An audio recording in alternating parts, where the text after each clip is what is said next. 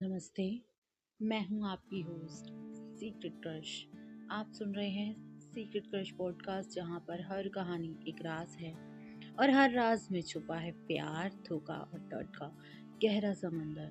और आज हमें एक नई कहानी मिली, एक ऐसी कहानी जहां मोहब्बत है लेकिन मुकम्मल नहीं, वादे हैं लेकिन टूटे हुए, और एक पहचान की भूल जो सब कुछ तबाह कर देती है।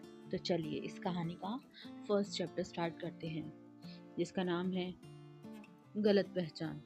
एक बेहद आलीशान हवेली में शानदार जन्मदिन की पार्टी चल रही थी। ये जश्न था एक सुवान के जन्मदिन का, जो कि शिया परिवार की दूसरी बेटी थी। वो एक राजकुमारी जैसी खूबसूरत ड्रेस पहने हुई थी। उसका चेहरा खुशी से दमक रहा था। हर तरफ से उसे बधाइयां मिल रही थी और वो बस मुस्कुरा रही थी। वहीं थोड़ी दूरी पर एक छोटी बच्ची खड़ी थी।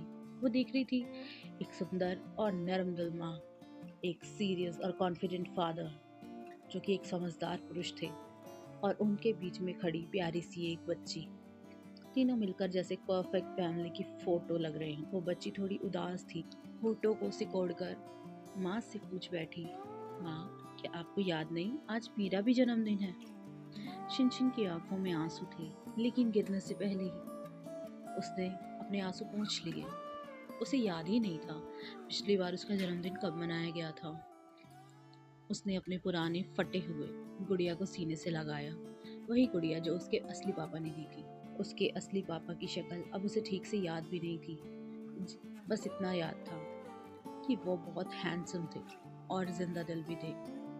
लोगों ने कहा था कि अब वो इस दुनिया में नहीं रहे, और अब फिर उसकी जिंदगी में आए एक नए फादर और एक नई बहन। और उसकी माँ, वो तो बस अब दूसरी बेटी को ही चाहती थी। तुम यहाँ क्या कर रही हो? एक रूखी सी आवाज आई। शिनशिन ने अपनी गुड़िया को कसकर पकड़ लिया। सामने से एक लड़का बाहर आया, काले टक्सीडो में। उम्र में भले ही वो छोटा था, लेकिन उसके चेहरे पर एक अलग ही ठहराव और रोब था। तुम रो क्यों रही हो? लड़के ने नजदीक आकर उसके गाल पर हाथ रखा। उसका हाथ काफी ठंडा था। शिनशिन ने आंखें झपकाई और धीमे से कहा, आज मेरा भी जन्मदिन है। लड़के ने उसकी गर्दन से एक जेड का लॉकेट निकाल दिया और उसे पहनाकर बोला, ये तुम्हारे लिए है। तो लड़की बोली, टे लड़के। शिनशिन की मासूम आवाज अब खुशी में बदल चुकी थी। उसकी मासूम और खुशी दोनों चेहरे पर दिख रही थी। लड़का मुस्कुराया और बोला, मैं लौट कर आऊंगा, और याद रखना तुम सिर्फ मेरी हो, सिर्फ मेरी। शिनशिन ने जोर से सिर हिलाया। उसकी आंसू भरी आंखों में अब मुस्कान आ चुकी थी, लेकिन ये वादा एक भूल थी। याद रखना, ये वादा सिर्फ एक भूल थी। सीन बदलता है। सफेद गुलाबों से सजा एक होटल, जहाँ पर चू और शिया परिवार की शादी होने वाली थी। बड़े बड़े बिजनेस हाउस एक हो रहे थे, लेकिन माहौल में रौनक नहीं थी। सफेद गुलाब, कांच के ग्लास, सफेद झूमर, ये शादी कम किसी मातम जैसा दृश्य पेश कर रहे थे, ऐसा लग रहा है। दुल्हन मेकअप रूम में बैठी थी, सफेद जोड़े में, सूनी आंखें और कांपते होठ। उसने शादी करनी थी उस इंसान से जिससे वो बचपन से प्यार करती थी, चू लुई से।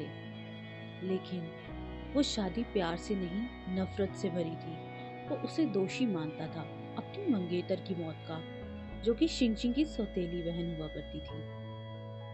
क्या ये शादी किसी बदले की शुरुआत थी, या फिर एक ऐसी मोहब्बत की जिसे कभी सही पहचान ही नहीं मिली? जवाब तो जरूर मिलेंगे, लेकिन अगले चैप्टर में। तब तक के लिए मैं हूँ सीक्रेट क्रश, और आप सुन रहे हैं सीक्रेट क्रश पॉडकास्ट, जहाँ हर दिल की धड़कन एक अधूरी दास्तां सुनाती है। आज आपको आज का हमारा चैप्टर कैसा लगा, हमें कमेंट्स में ज़रूर बताएं, और हमारे चैनल को सब्सक्राइब करना ना भूलें। धन्यवाद।